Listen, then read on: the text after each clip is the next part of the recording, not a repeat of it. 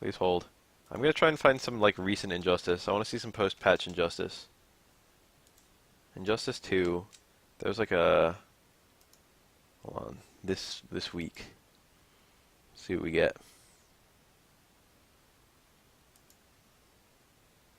Damn it! There's a lot of fucking normal fag videos. Let me search tournament. All right.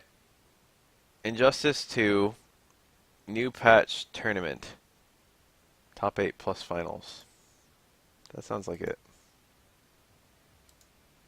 We got the MK9 story mode flashback. What the fuck was that? Supergirl, dude. I think Supergirl didn't catch any nerfs. And she's already like a kind of good character, so. Batman saw almost no changes at all.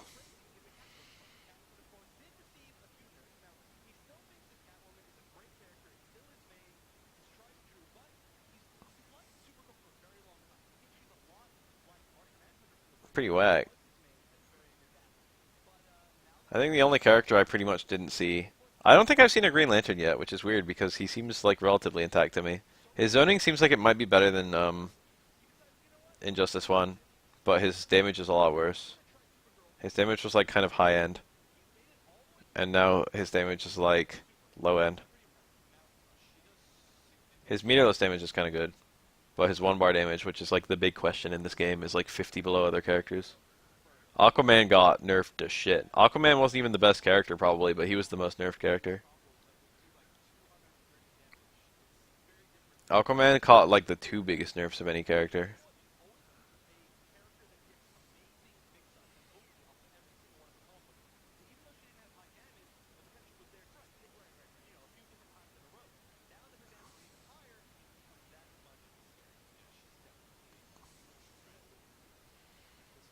Aquaman was like probably Aquaman's like good enough. He's probably still okay. A lot of the Aquaman players had like a secondary character. A lot of them are playing their secondary characters now. There are very few characters I haven't seen in this game yet.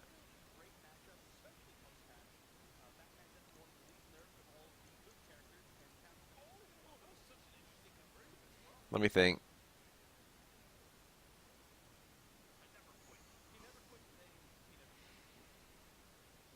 I don't think I've seen a Blue Beetle in like a competitive environment.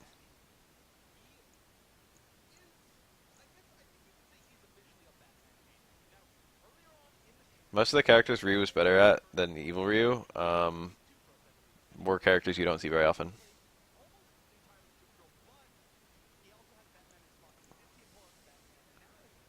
I was gonna mention that and I didn't. Eve didn't beat Hugo. I've heard that, yeah. Yeah, did not beat Elena. I don't know, man. As an Elena player, I think that's like probably Elena's like bottom 2 matchups. Yeah, almost hard. I thought Seth was kind of bad too. Elena hated Rushdown at the end of the day. That's what she actually suffered against.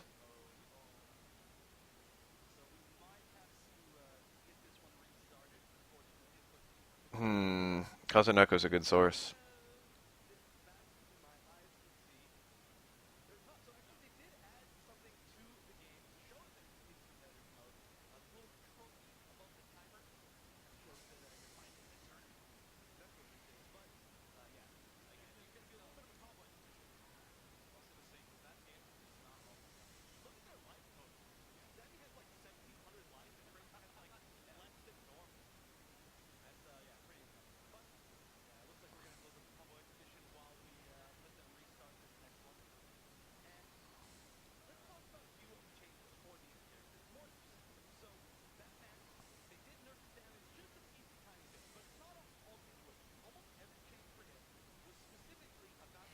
I will defer to Kazunoko. Where's the match? I feel like of all the characters who were buffed, I feel like the fattest buff went to Brainiac. I read the change list. I was like, damn, Brainiac's trait not going away when he gets hit is actually a big deal. I think Brainiac was kind of mediocre. There were a couple people making him work, but like I feel like he probably wasn't a super good character. But now I feel like he might be a super good character.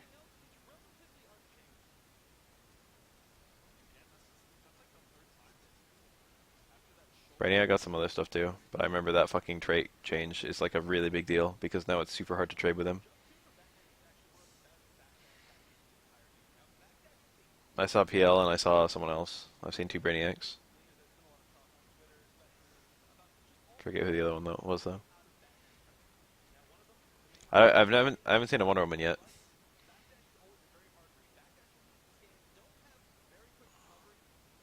Getting that bat back. I don't care about this commentary. How do I make it quieter? I don't want to turn it off.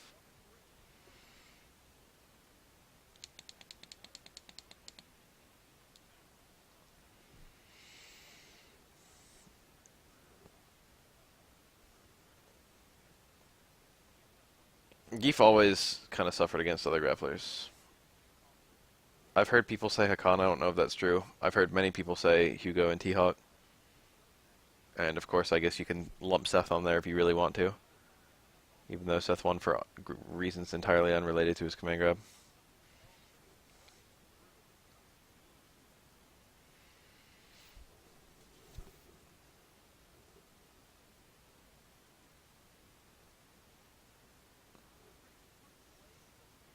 A roll in. Jump towards plus release bad is so fucking strong.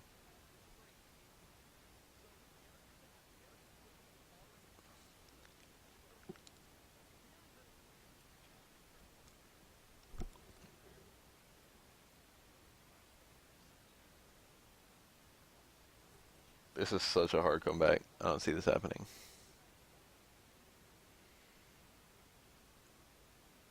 So much health to make up. Alright, that's something. This is doable, but only a real master.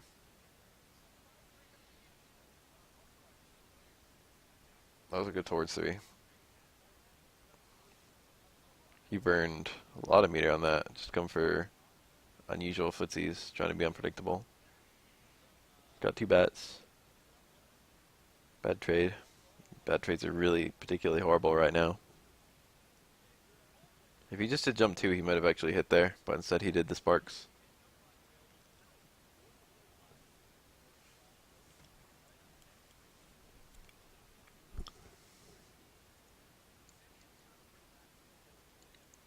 I remember playing against my IRL friend in the Laura Geef matchup, and I was like beating him consistently for a pretty long set, and he got a little salty about it. And it's like I can't fucking Laura Geef is like a horrible matchup for Geef, and I was like low key to myself. I was like, because as a Laura player in season 1, Geef was literally like one of my worst matchups, if not my worst matchup.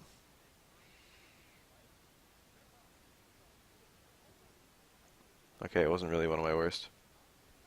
Chun-Li was easily my worst. Chun-Li Laura was pretty shit in season 1. That was like the only actual bad matchup Laura had. Everything else was okay.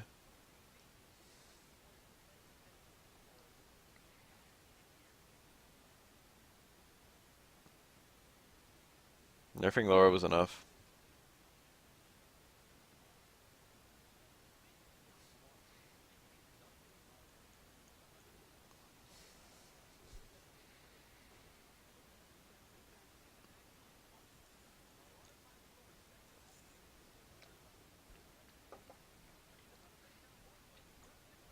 I don't think it's Elena clearly.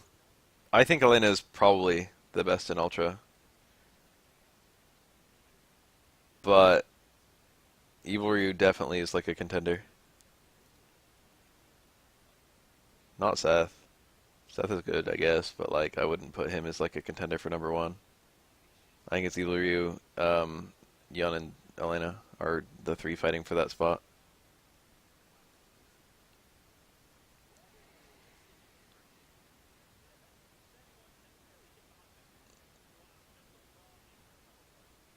Elena morally upset a lot of people, but like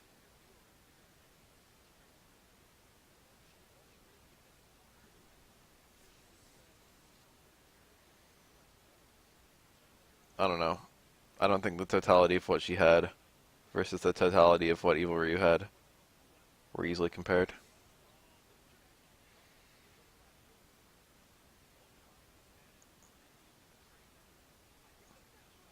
Geef is so good in Third Strike he's not even on the tier list.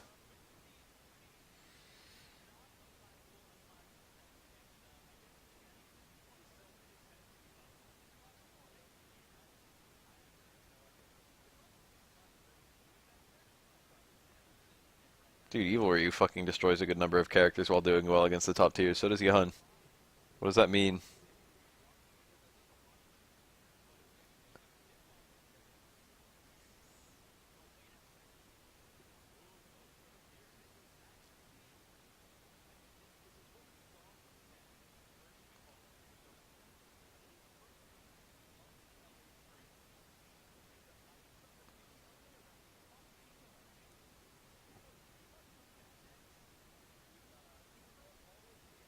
Evil Ryu probably doesn't get 7-3s, but I would say that Yun probably has at least one and probably several. I think Yun probably has 7-3s.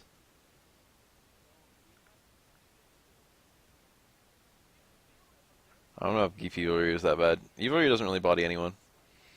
I don't think. I can't think of a character, when I played Evil Ryu, I can't think of a character who was free to Evil Ryu.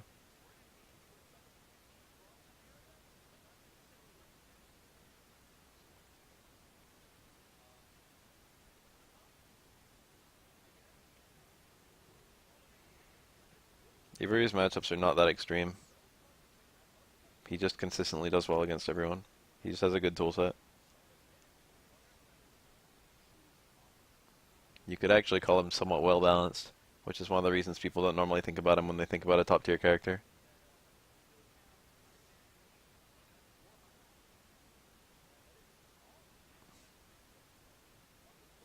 Brutus was saying, Evil Ryu versus Geef was not 7-3.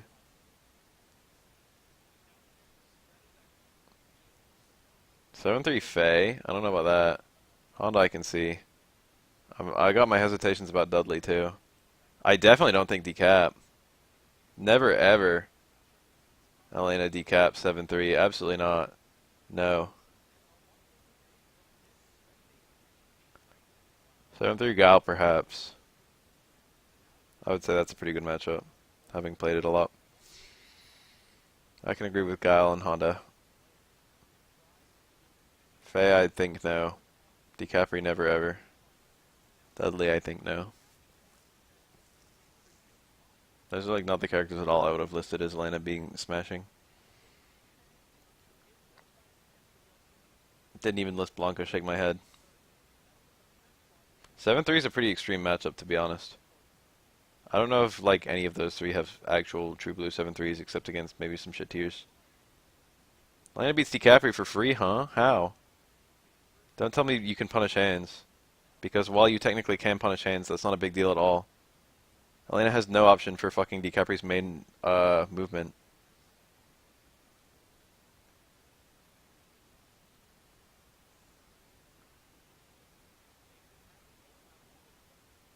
Teleports are hellish for Elena.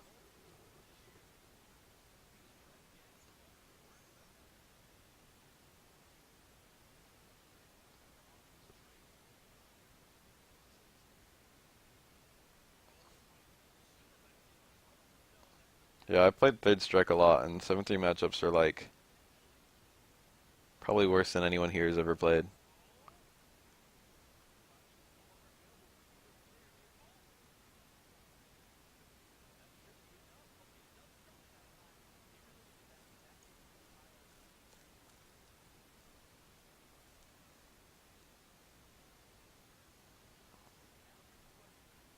Yun has like 8 things that you could say are like the thing that make him strong. The fact that he has a command grab at all, for example. Neutral jumps are good. The ability to turn a neutral jump into an offensive jump is one of the core aspects of what makes dive kicks good. And yet, like, the small number of characters who can make him suck for that.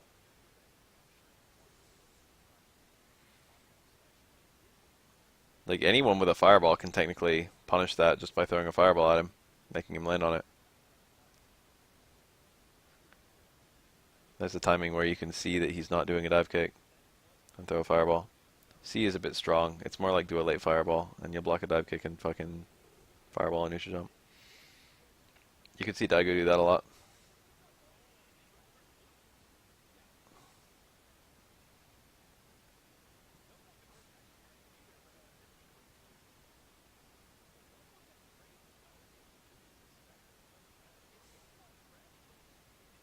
How is this match still going?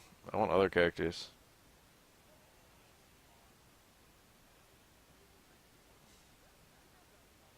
I mean, dive kick's fine, but Yun also has really good walk speed. And dare I say it, EX dash punch. His buttons were pretty good for counter poking too. And he also had really good full screen presence with his dash punch in his shoulder. I guess his dive kick too.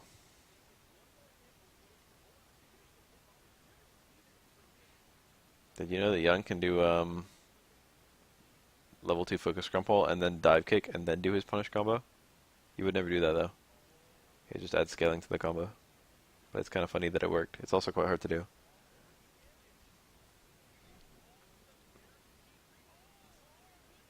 Yeah, Yun was real good against Vega.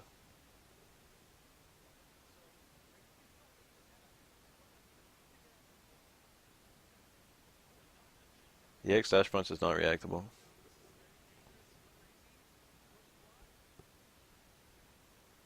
Light shoulder is also safe and also not reactable. Yun has a fucking... Yun doesn't have that much health, but he's got a 4-frame EX DP. That's not bad. That's about as good as it gets for defense.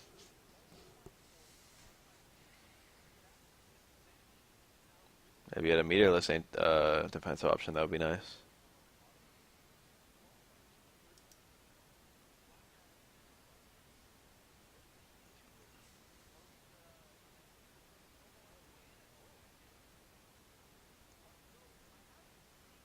That's true, it wasn't FADCable.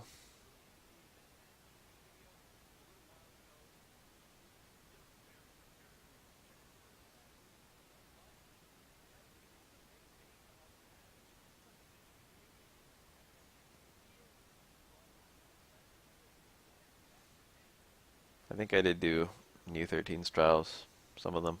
I think I stopped at 10. I was just like, fuck this, I already did this with Lambda. They were different, but they weren't much different. I liked New a lot more, with the double tapping with the drive.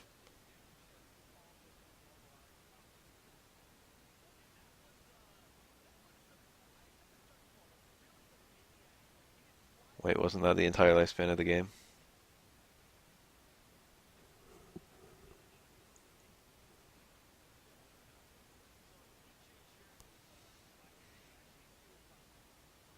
Yun feels like a character where like he shouldn't be able to do anything once it's your turn. Something about Yun's playstyle makes it so people don't really want to respect this uppercut, I think. It's not even just that it's you don't expect people to do it because it's risky, although that is a factor. There's something else there. That was a good delayed wake up, but it wasn't enough.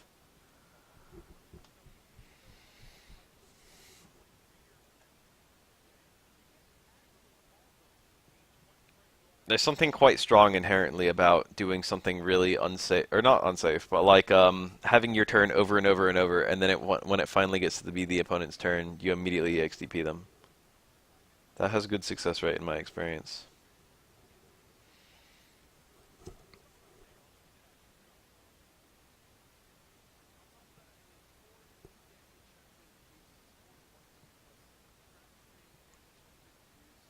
Vega didn't really ever use FADC that I can remember. You could FADC the last set of roll and link a jab, but like because his combos were so stiff, you couldn't have charge. That's the problem. That's why that was so stupid. It's like, yeah, you can link a jab, but now you've got to do 3 1-frame links in order to build charge, and then you need a fucking EX move to even combo out of it. Technically speaking.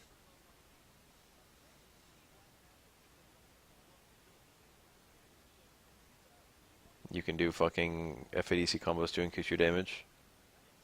But enjoy your fucking 2 extra 1-frame links and like very efficient charging and frame perfect dash and fucking 3 bars spent. Shitty. Red Focus, on the other hand, changed everything.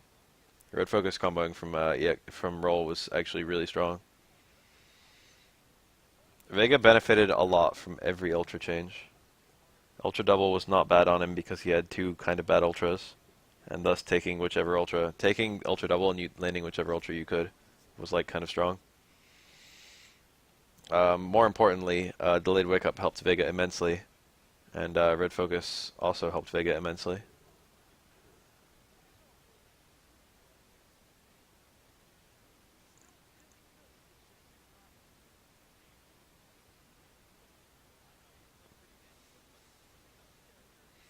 I think Ultra Double is underrated by a shit ton of people.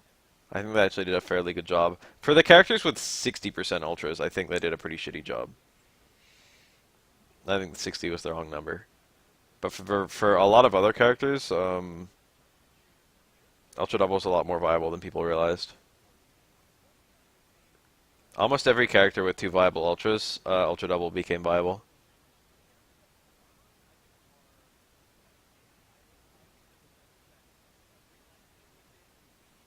There were certain things. The thing that really sold me is there are certain things you can do with Ultra Double that you can't normally do with either single Ultra. Like I remember when I made a video about Ultra Double, I showed off a Rufus option select where you can. It's a combo. It's a confirm into Ultra 1 with an OS Ultra 2 in it. It's like you can't do that with either one. You need both. I think most people didn't really fuck around with Ultra Double because they already knew setups into their main Ultra and they didn't want their existing setups with main Ultra to not, or to do less damage. But if you had a character with two Ultras that are kind of specific to land, Ken is a pretty good example. Being able to choose whichever setup you wanted, choose whichever one you could get. It's like maybe you're a Ken player and you're looking for that, you know, Far Connect, DX Fireball, FADC Ultra 2 or something like that.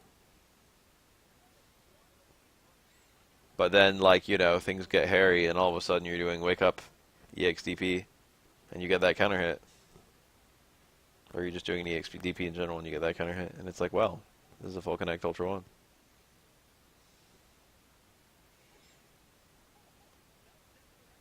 A lot of Ultra Doubles were bad just because the Ultras themselves were bad, like Evil Ryu or Kami. I mean, not Evil Ryu. Regular Ryu. Regular Ryu or Kami or Faye. But then a couple of them were bad because the Ultras had the same setups. Oh shit, the sub. So like, the setups for like, El Fuerte, Ultra 1 and Ultra 2 are basically the same. You can use both of them to like anti-air, you can use both of them to go through fireballs, they basically have no setups besides that. So it's like picking Ultra Double for a character like that, or like Evil Ryu is a good example of that. Like Evil Ryu, his setups for Ultra 1 and his setups for Ultra 2 are basically identical. So like, why would you pick Ultra Double? You can just pick fucking whichever Ultra you prefer, and have that be that. But for like most of the rest of the cast, Ultra Double was actually an extremely good choice.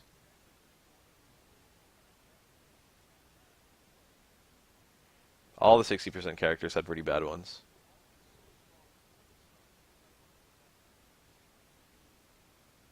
Geef already has a fucking 50-50 with his SPD. That's the problem.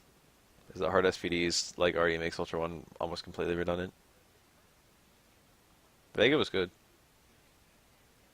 It depended on the matchup. Vega, you either picked Ultra Double or Ultra 2, I feel. And Ultra 2 was usually good enough. But like if you were one of the matchups where you would pick Ultra 1, I think it became a question of Ultra Double versus Ultra 2 instead of Ultra 1 versus Ultra 2.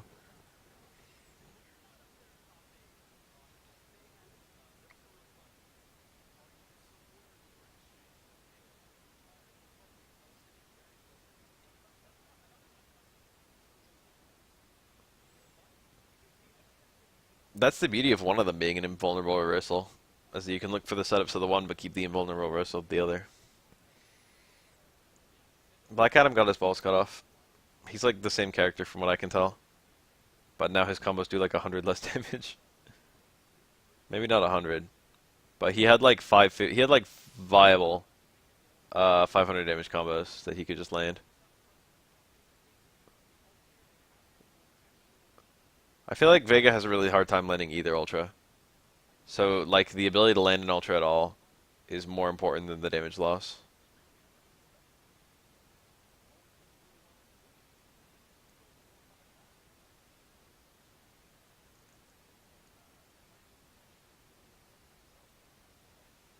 That's the main thing that's almost impossible to quantify that I really think sells Ultra Double, is that being able to choose which one you get based on which opportunity comes up first.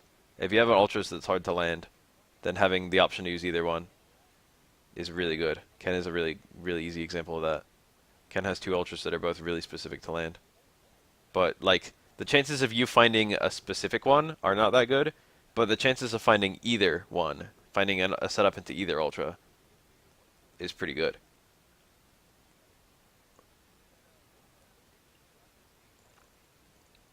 They buffed his EX Black Magic, but they made it so he couldn't do regular Black Magic into back 3, right?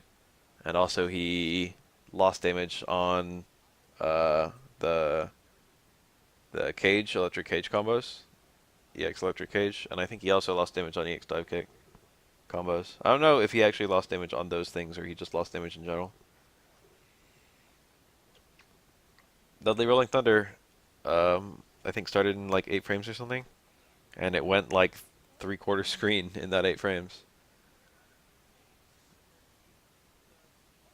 I remember in the punishes video I showed off that Chun-Li can punish an on-hit Vega stand hard kick with super, which is pretty funny. Vega can literally land a max range 2-hit stand hard kick, and Chun-Li can still reversal super it. Vega can land the hard kick, and Chun-Li can still reversal super.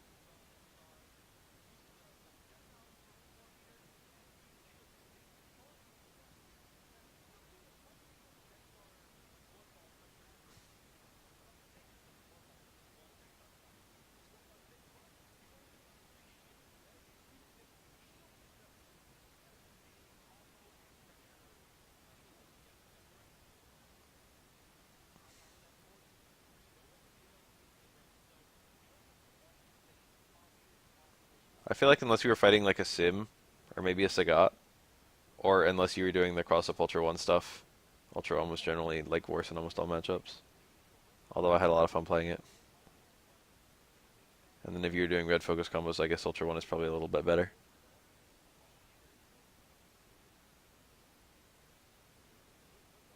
Yeah, Kihara. It's not a secret. Other fighting games have had that exact system and it worked quite well. For example, King of Fighters.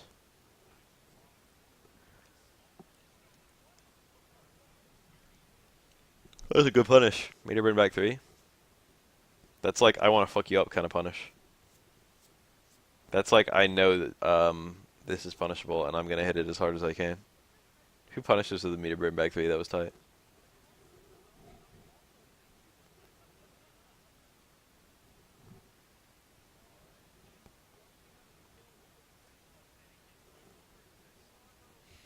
It's probably better overall. The counter ultras were shit. They never should have added counter ultras because people were gonna bitch if they were good. Even if they were just functional, people were gonna bitch.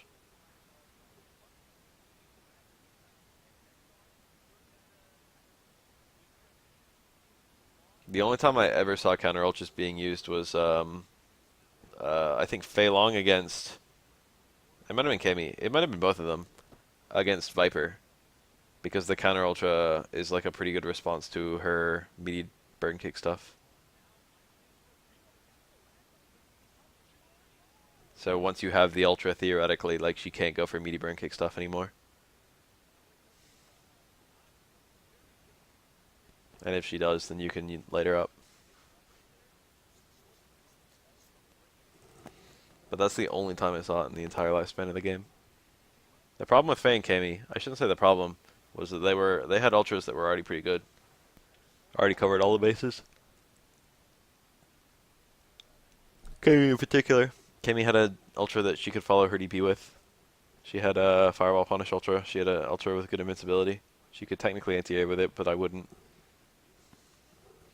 She had good anti-air in general, so she didn't need to do shit like that. Why is this still top tier play?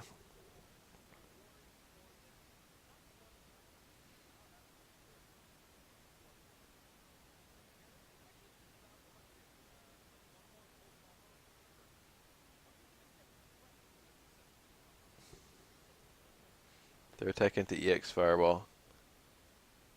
I don't think I've ever noticed that, even though I probably saw people do it. It's probably just a good range to use it. A lot of people do stuff immediately after a throw tech because it's a very safe range. They were very careful about what characters can do and not do after a throw tech, or at the range of a throw tech.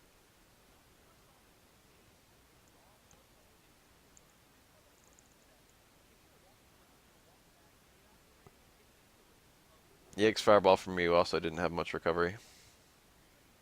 Hi, Richie.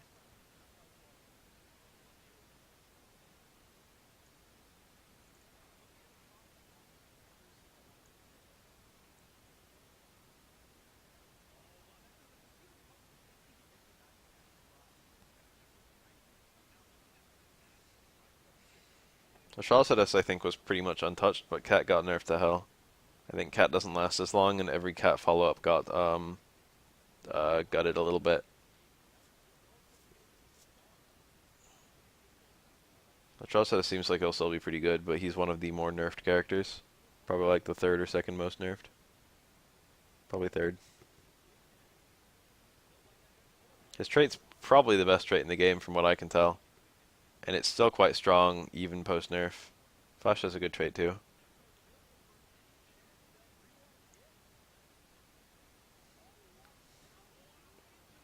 Atrocitus will probably still be fine because Cat still seems like it's still really good.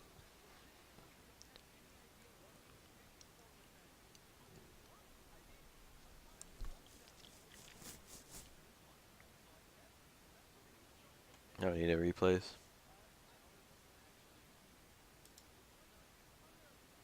Batman mirror? Dude, show me the good shit. Batman's unchanged. Almost unchanged.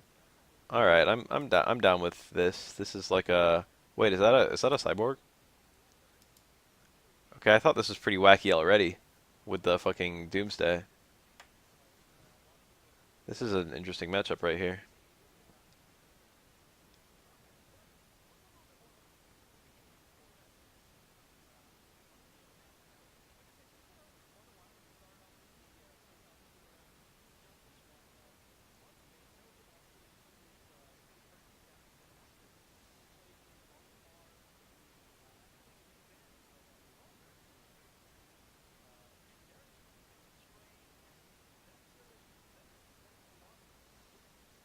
They did a pretty good job nerfing Sagat's set play.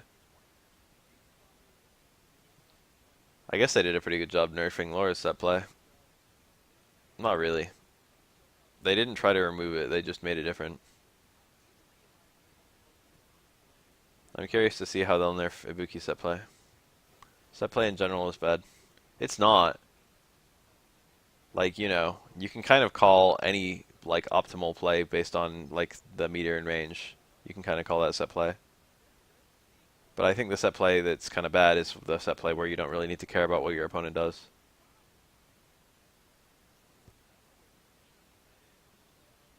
At all. And I think Ibuki has that right now.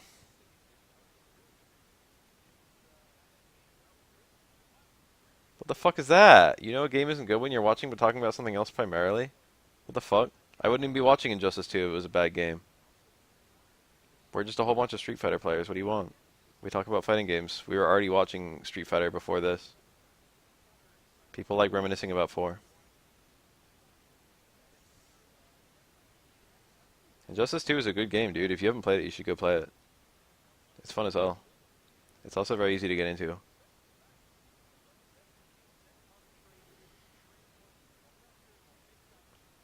Which I think is actually one of its best features. Injustice is like even easier than Mortal Kombat, which is also extremely easy.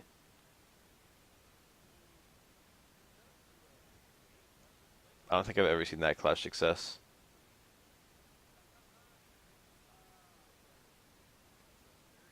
Yes, air to airs in NetherRealm games lead to full combos.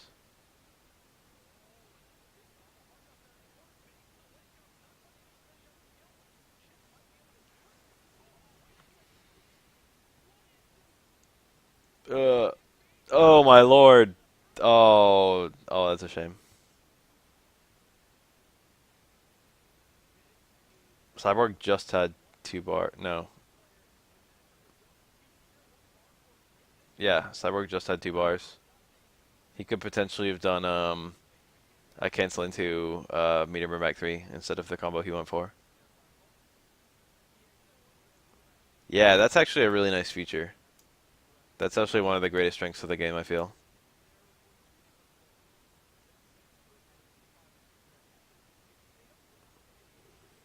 Is that it's very, very simple understanding how like combo like air juggles work and like what characters can do to juggle. It's very easy to put together your own combos in this game.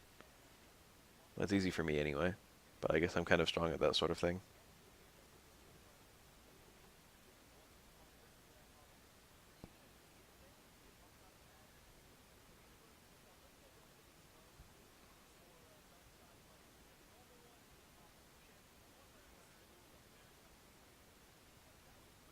A lot of people say they don't like the movement. In NetherRealm games, there's like a little.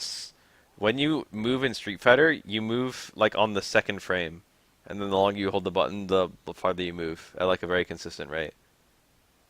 In NetherRealm games, it's like you don't actually start moving until it's not the second frame. I don't know when it is, but there's a little bit of pause before your character actually starts to walk. So if you tap to the button just a little bit, you won't move at all. And then if you hold it for a little while, you get like a full step. It's a little bit more like human movement, but like, it's not as precise, and precision is what people like. There's a lot of thought that goes into like normals on hit and block in this game, which I think is kind of good. And there's also a lot of thought about the way that characters are supposed to interact with each other. And they fuck up every now and then. Remember Raiden? I remember Raiden.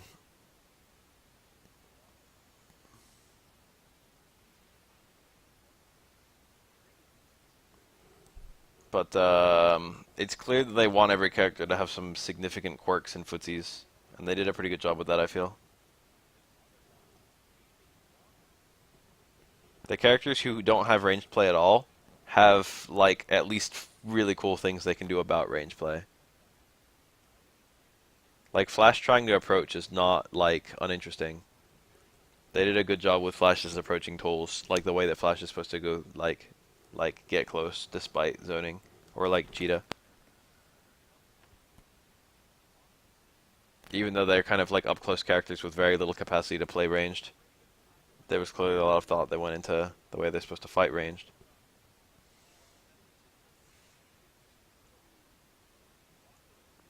And I like a lot that fireballs don't interact, to be honest.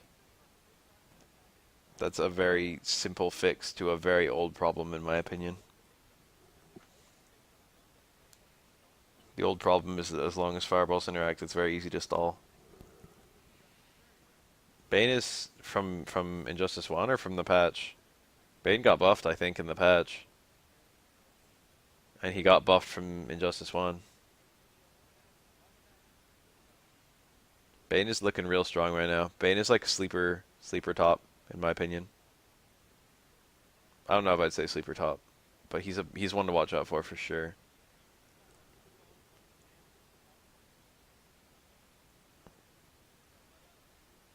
Bane was already like kind of strong pre-patch.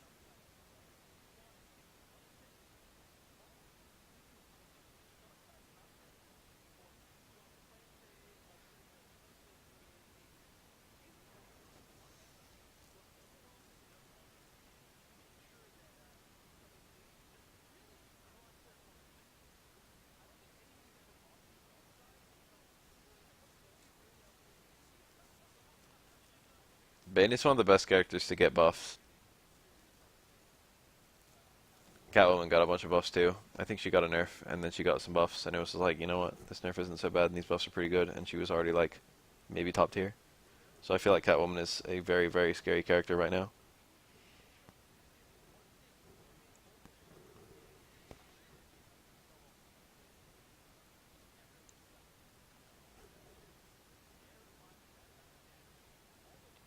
Nothing but nerfs, huh? I thought the only nerf was the no armor on EX dash, which is like not really an issue. What were the other changes? I remember reading hers and thinking, wow, that's like pretty good.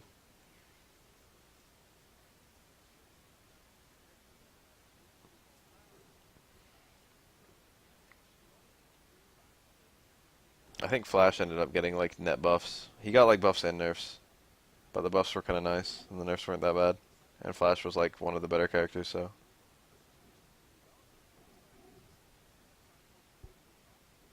Hmm.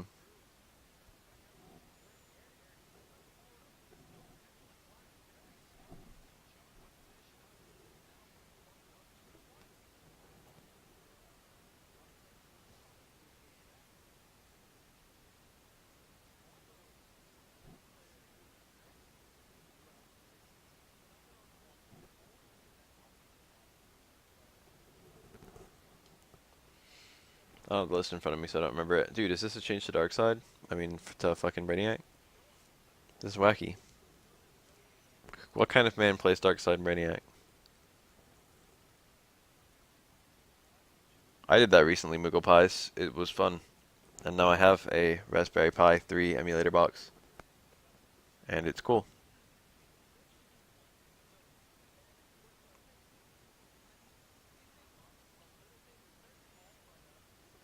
I don't play it that much, but like you can do fun stuff with it.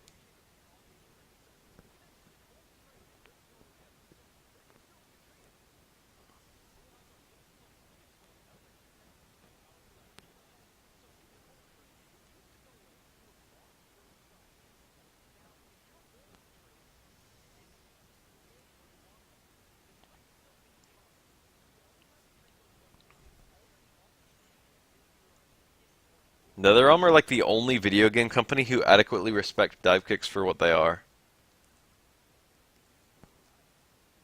NetherRealm will give a character a dive kick and make them dog shit. Have you guys noticed that? With like Brainiac and like Cyber Sub-Zero, it's like if you don't fucking use this dive kick to its full extent, this character is gonna be unusable.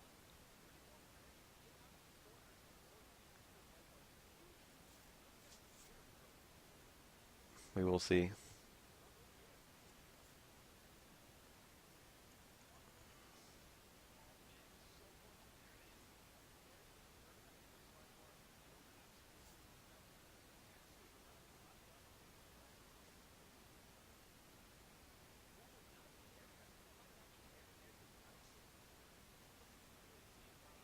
The dive kick itself is kind of bad. It's kind of good. Don't get me wrong. A dive kick in and of itself is good. And Brainiac's dive kick is good. But like, they make you work for that dive kick. They're like, this is the price of your dive kick, sir. Brainiac is the boss character, but the playable Brainiac is not the boss Brainiac.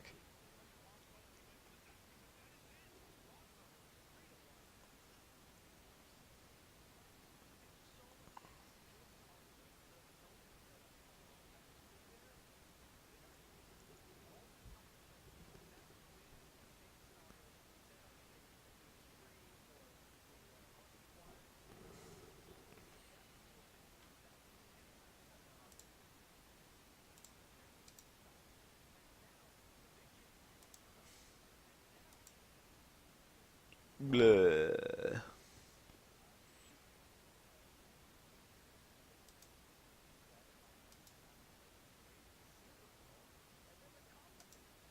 I don't need to see this mashup.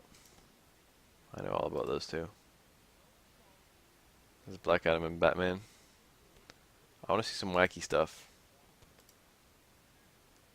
Show me the wacky. These are just regular ass Cape Crusaders. Okay, that's a cyborg. And a Supergirl.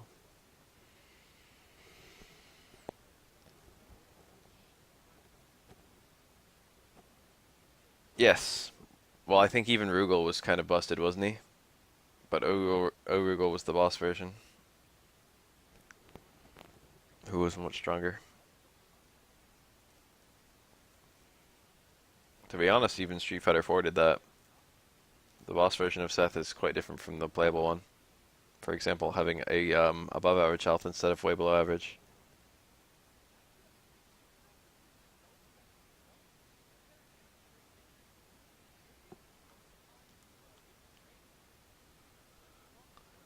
Kane probably has like the strangest tool set of anything I've ever seen for some like a game's last boss. Kane has a tool set that doesn't really suggest he's a last boss, like a boss style character. Yeah, Nakuma and Goken. There were 5 boss version characters in Street Fighter 4, and all of them are significantly changed from their playable versions. Boss Goken always had 2-hit fireballs, and his Senku Goshoha always did the uppercut hit.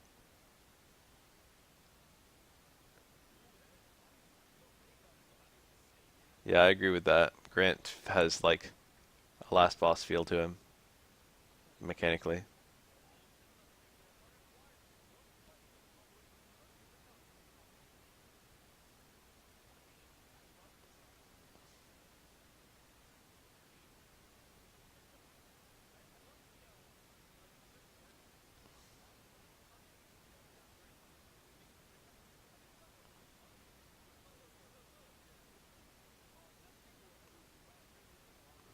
Boss Evorio was the one who had teleport cancel normals, so you can just teleport in and hit your 3-frame jab when you're feeling a little bit unpredictable.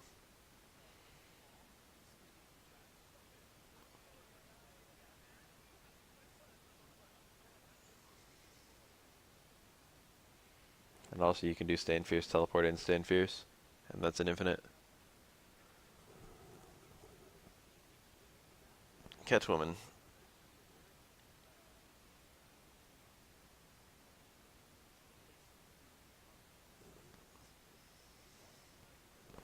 ST Akuma is pretty nutty. One of the mainstays of Akuma is that he's quite easy to stun, but if I recall correctly, ST Akuma cannot actually be stunned at all. And he can stun you in one combo without too much difficulty, doing like repeated Tatsus and stuff.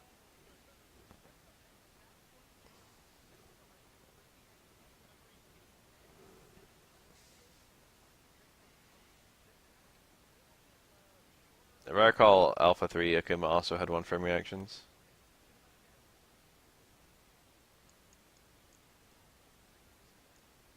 ST Akuma was like Ryu. He had like everything Ryu had that made Ryu good.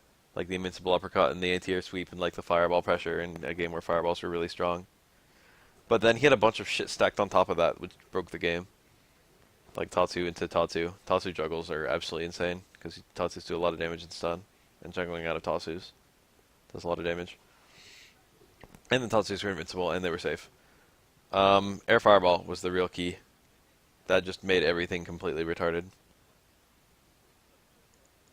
Pretend I'm Geef. He didn't have Demon, or he didn't until the updates, not until the Dreamcast version, which was way later. The arcade version, he did not have a super at all.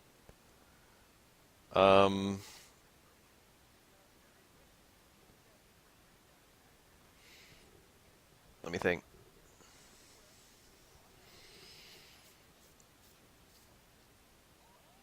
The air fireball, like if you're Geef and like Akuma's coming at you with the air fireball, it's like, what are your answers to fireballs? Lariat makes your mid-box immune, which incidentally makes you immune to fireballs. It doesn't. There's no fireball invincibility in Street Fighter 2. So Lariat just made it so all fireballs would pass through the middle of him because he had middle body invincibility, which doesn't even exist anymore. Um, but if it's an air fireball, Lariat wouldn't actually go through that because they would just hit him in the face because he never lost the head hitbox. And Green Hand hit a fireball out of the air in front of you. That was your other answer to fireballs.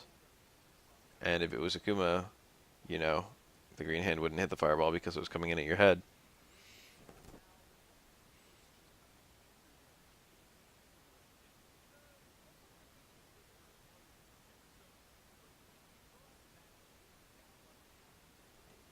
If you're Geef, you have nothing.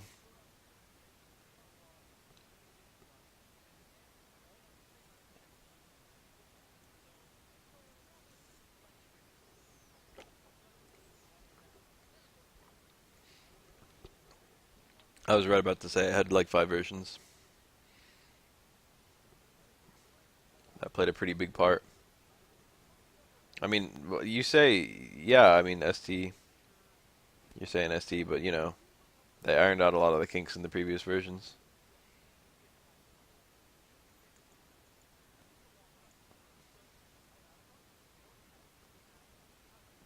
Worst Akuma to fight against? I don't know, dude. I think Cyber Akuma in what X-Men versus Street Fighter is kind of famous for being a hard boss. What game was he in? I think CVS 2 might have had a really hard Akuma too. I think I've heard that. I don't know that because I've never fought these Akumas, and I've heard a lot of people say that Gil is really hard, which he's not.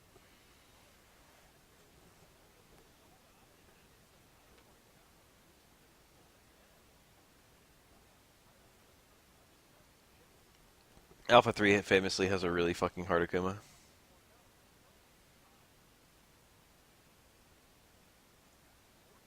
With massive input reading.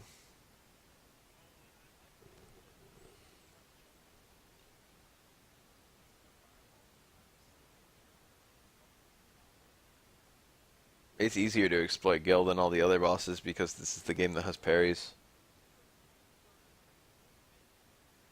Gil has like a decent like AI for people who don't know what he's all about. But like a lot of his moves are designed to be really obnoxious on block, but like parryable. And of course, a good Gil would even use those moves, but you know, it's like theoretically low short, low forward versus low short. Some other button would be really strong as it makes up, but the Calm Gil will only do low short, low forward, and you can just always low parry the second one. Or like the knee drop. A good Gil probably wouldn't use that move at all. It's the second one. X-Men versus Street Fighter, then Marvel Superheroes versus Street Fighter. I think Children of the Atom was technically the first, right? A non-versus game made by Capcom. The pre-versus game. Before versus.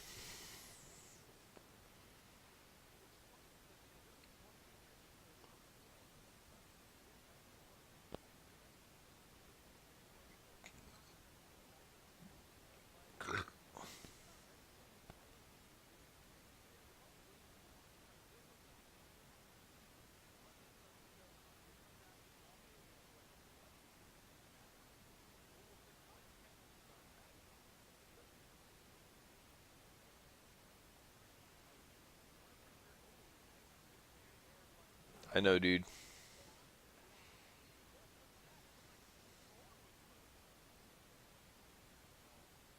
Ooh.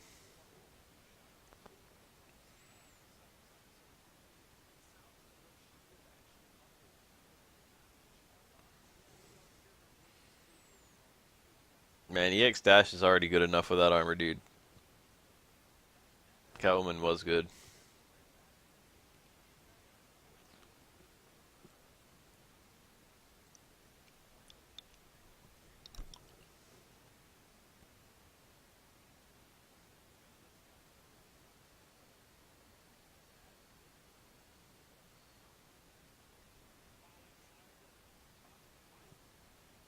I thought that had multiple hits of armor. Maybe it doesn't because it's not an escaping one. A lot of the escaping, the Roomba, dude.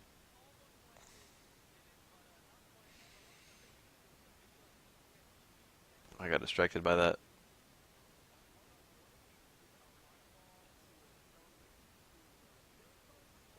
I like don't know how Cyborg works in this game. That's his trait, right? Putting that cube out.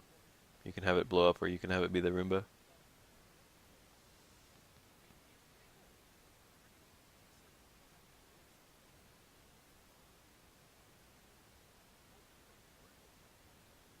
I don't think he was ever S tier. He was always just a worse Cable, if I recall. I don't know if he ever actually got played at all. And then when you actually saw him played, he just did Cable stuff, but worse. Cyborg was their attempt to make Cable balanced, but like they should have realized immediately that that's not a thing that they should even be trying to do, because Cable is not only unbalanced, he's uninteresting.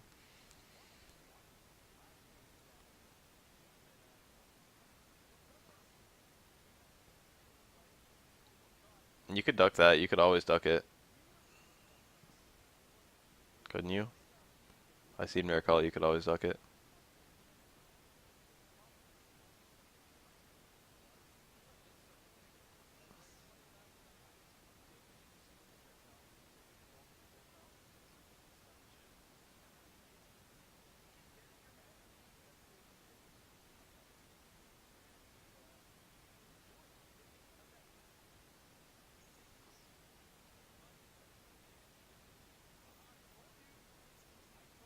The Red Hood.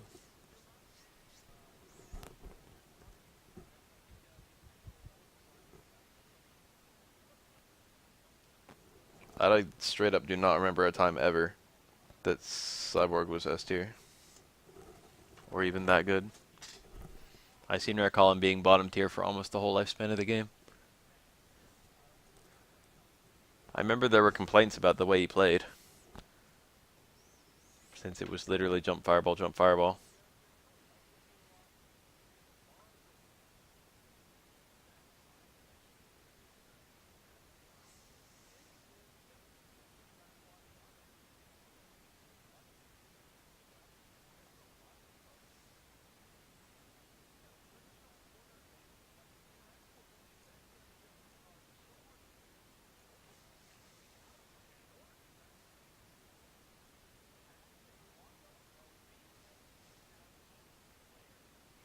Good character to start with. That's a hard, like, there isn't really a bad character to start with.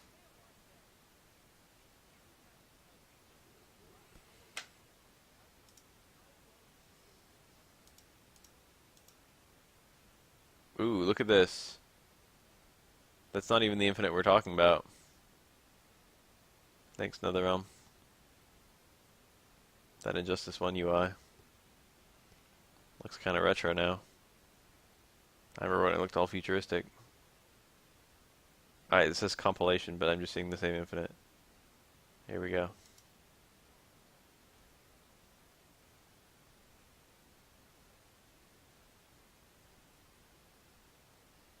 I mean, this looks S tier to me. Depends on how hard it is.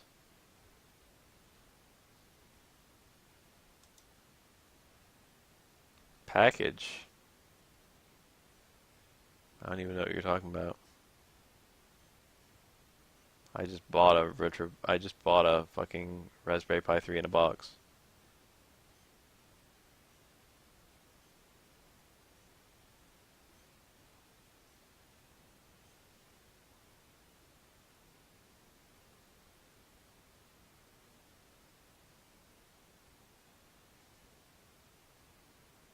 I haven't seen a lot of these.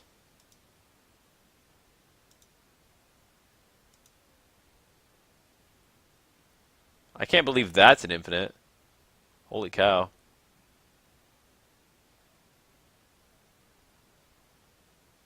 What do you install on it? Oh, it's just RetroPie.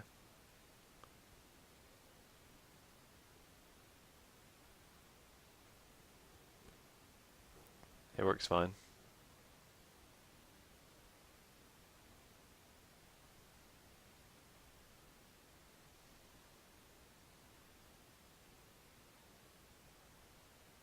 I remember pretty early on when Bane was found to have a 100% combo, which is actually the first recommended video after this one. Let's watch it.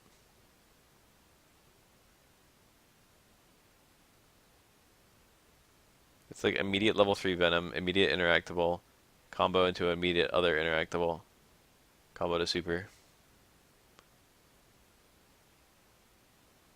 It's not too impractical a combo. After watching this, I went out and did it. Touch of Death.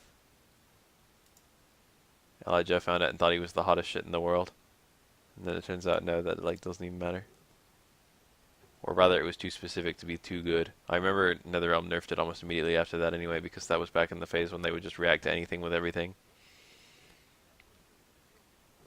It's like, oh shit, someone found a 102% combo. Better patch it tomorrow to be 80%. That's like almost what happened. That was in the era where NetherRealm changed everything as soon as they got scared.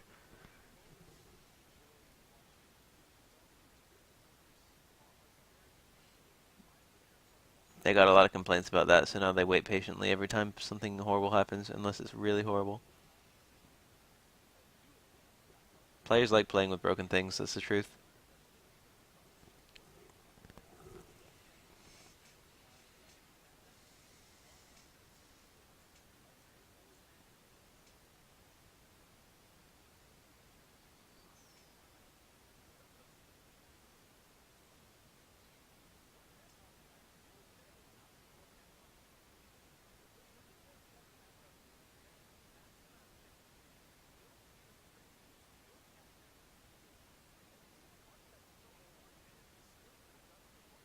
I looked over them. I don't have them in front of me or anything, but I remember reading them all.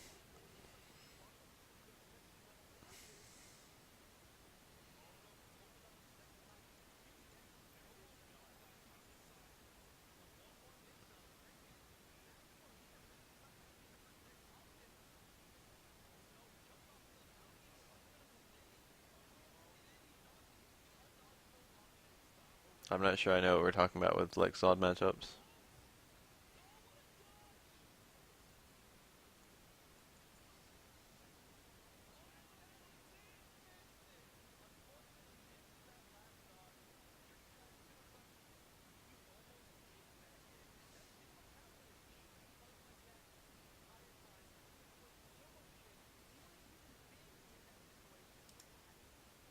I'm down for a very, very horrible matchup. Lex basically never had a day in this. Oh no! Oh, never mind. I seem to recall a match where, back when there was an infinite with that, where you could activate it instantly, and I was like, wait, is this that? Oh yes. Oh yes. Oh yes. Zod is just so stupid.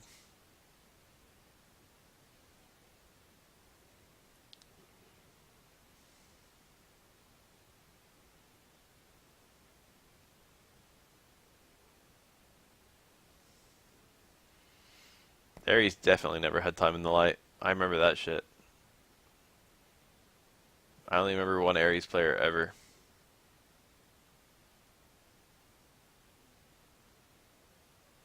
Damn, this is sad.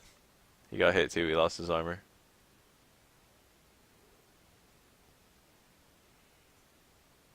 You know what was pretty dank? Lex's super regrounds for a little bit before it plays out its animation. So like the opponent can be getting juggled, and then the first three hits of a super put the opponent on the ground, and then uh,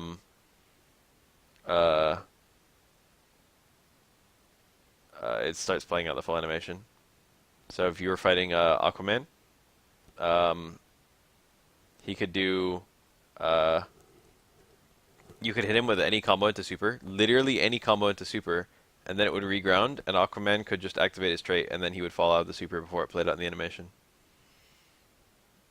Aquaman super only worked if he was grounded, but even if you were doing a juggle, Lex's super would automatically reground.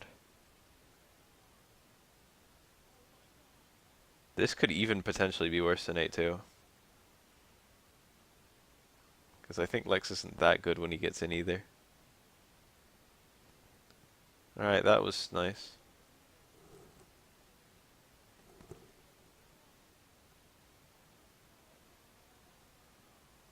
Honestly, like, it gets pretty extreme with matchups. The difference between a 5.5 and a 5.45. I mean, 5.5 and... Fuck.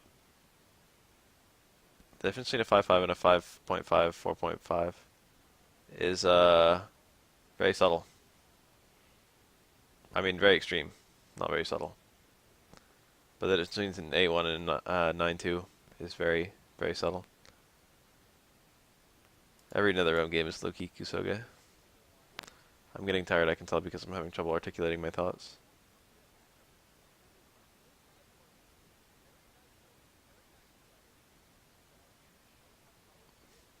I don't care about no replays. Is that a Sub-Zero? I can't tell what this fucking outfit is. That looks like a cyborg doing cyborg moves. Like that air fireball looks like a cyborg fireball. And that cube looks like a cyborg cube. And that cube looks like a cyborg cube. I'm gonna have to go with cyborg on this one.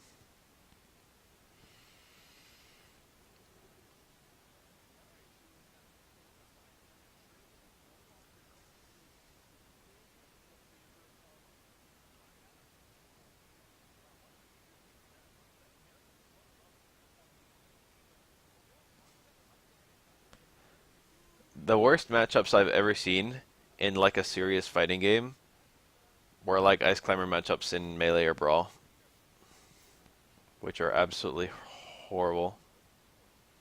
Ice Climbers isn't the best character in the game in Melee, but goddamn, Ice Climbers can just tear some characters apart.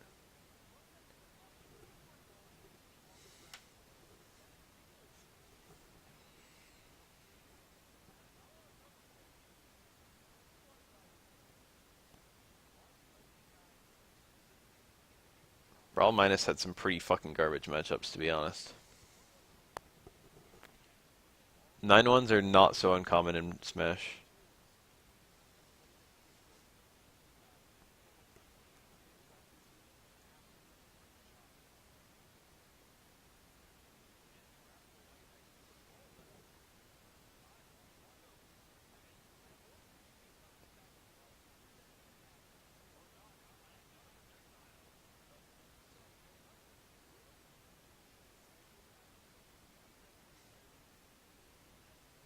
Every time I see that win pose, all I can think of is Hole Technology. Has anyone ever seen Hole Technology? It's like an old commercial for like fucking add-ons for your consoles. This better be old Sagat versus Cammy. Ivan Ooze. The fuck is this? I don't want to watch this whole video. I feel like I've seen this, but not like for ages. I feel like I saw this like 10 years ago. The video was uploaded in 2007, so it really could have been 10 years ago. Although I don't think I saw it 10 years ago.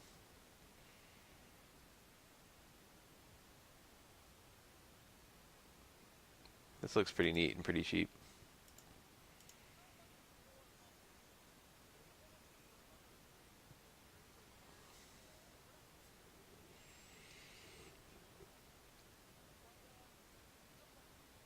DP out of hit stun? No! I can't even theorize a character who could do that and be fair still.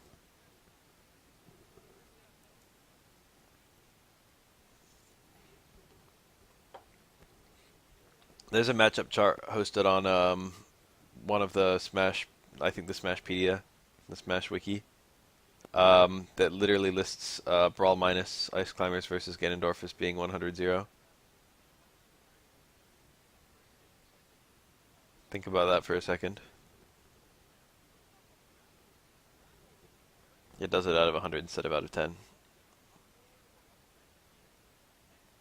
How many times have you ever seen a legit 10-0?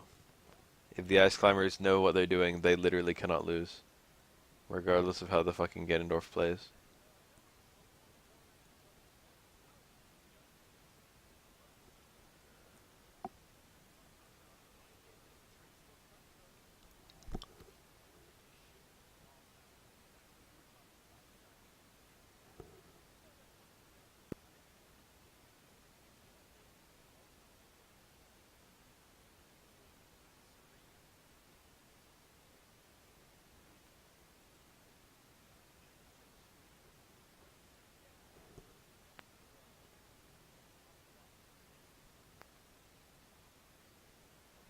I need to go to sleep really soon because I'm waking up for work before too long. 10:30. It's currently 3:30, 3:40. That's like still a respectable amount of sleep, but like I'm already starting to lose sleep.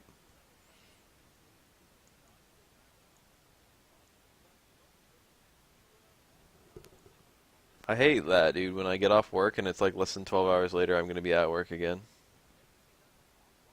That's annoying.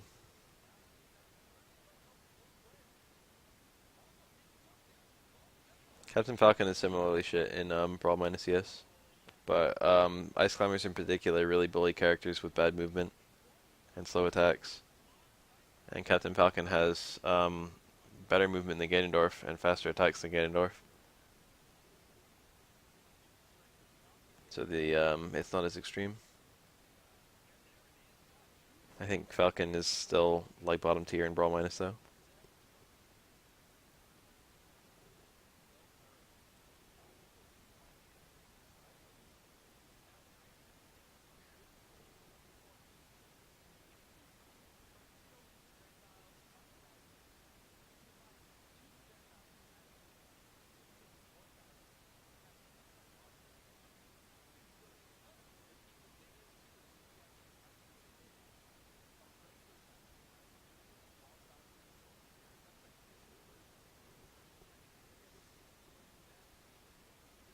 Dude, actual Green Lantern?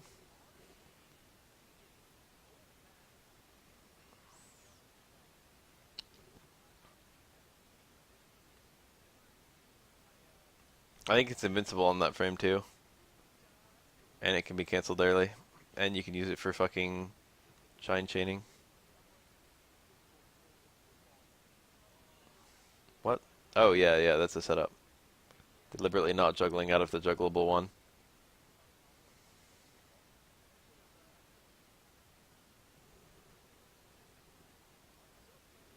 Gives you a jump in that can be really ambiguous. That looked really strange to me for a second. Ring pull might be able to grab a lot of this. I don't know how unsafe ring pull is in this game. Probably really unsafe.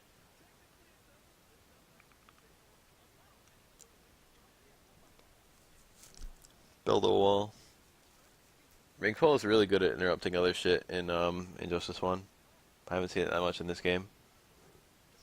It might trade unfavorably with other projectiles.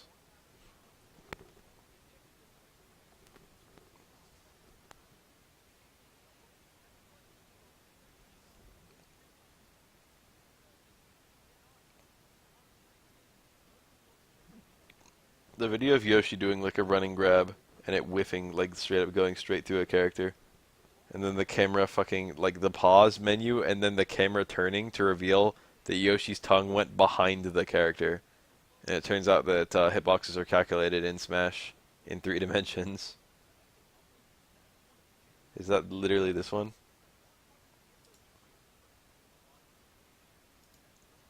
No, it's the whole thing. Hitboxes are calced in 3D. Why?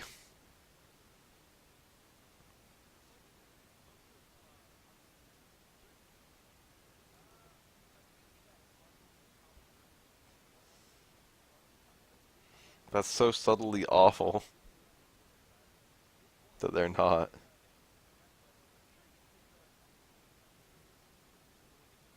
Show me, it's hilarious. Oh, not that. Here we go. There. Oh no! Why? So stupid. Got the cross up. That jump 3 can be a cross up or not based on, I think, the timing of the jump 3. Green Lantern got some new stuff. The wall is an entirely new special move. He lost the charge, which is a little bit kind of important, because that was his main mobility-based special move. His zoning seems to have gotten better. Oh, that would have killed. Oh my god. Oh, that was, wow. That was nice.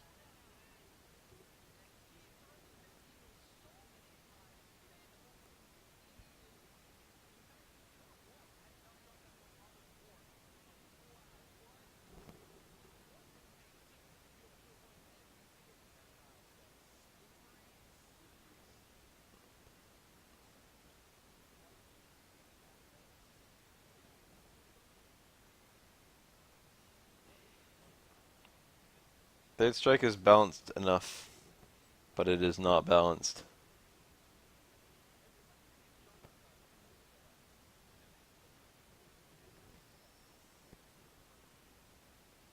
You can pick Remy and you can beat Eon.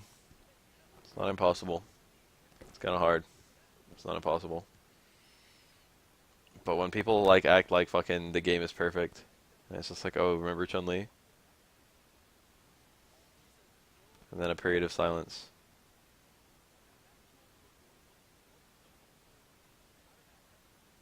Besides Chun, it's just Yun. And besides Chun and Yun, it's just fucking Makoto or Ken. You can keep on removing characters and then it'll just like be unbalanced, like by the next biggest outlier.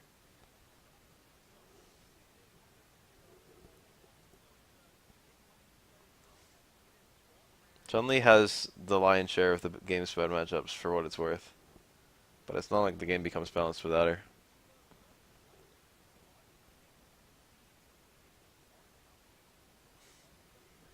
That did very little damage for a 1 bar combo. He didn't quite complete it, but it did 269. I've noticed that about Green Lantern. Green Lantern is fucking weak. My body's ready for this timestamp. Yes. I played, oh. I don't know, that's not too bad.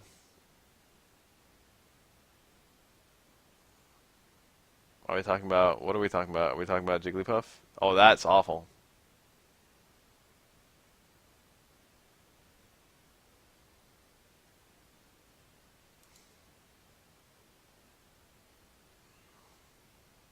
I used to play, when I played this game, I played Puff. And I just spam jumps, and I spam jump back air.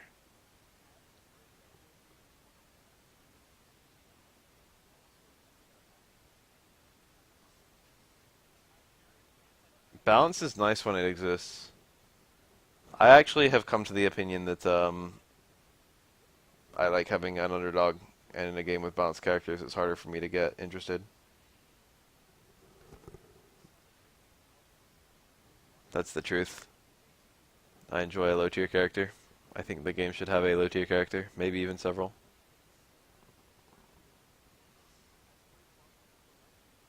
That being said, I think balance is less important than people often say it is, but it sure is nice and it sure has few downsides. So you might as well fucking put it in the game. You might as well make a game balanced if you can help it. That being said, a game not being balanced doesn't really ruin it. A lot of people act like it ruins it. Even if you only played Ryuken, Street Fighter 3 would still be a game worth playing. Even if you only played Ken, Street Fighter 3 is an extremely good game.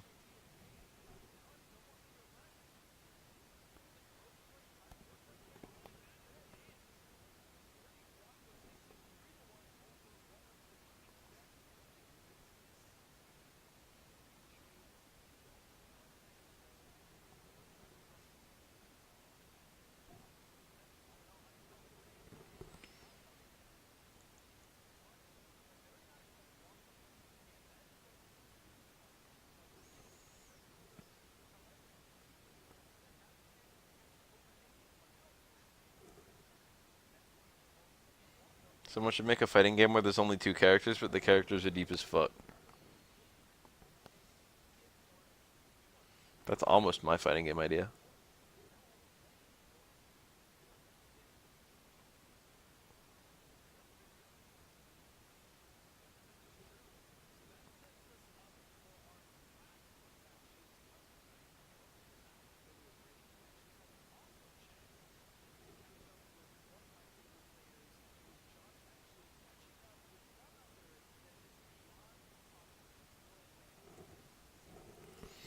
Alright, this matchup isn't the matchup I care about. I'm going to bed right now.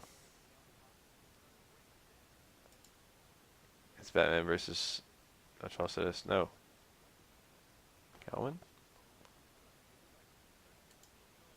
Calvin. I don't care.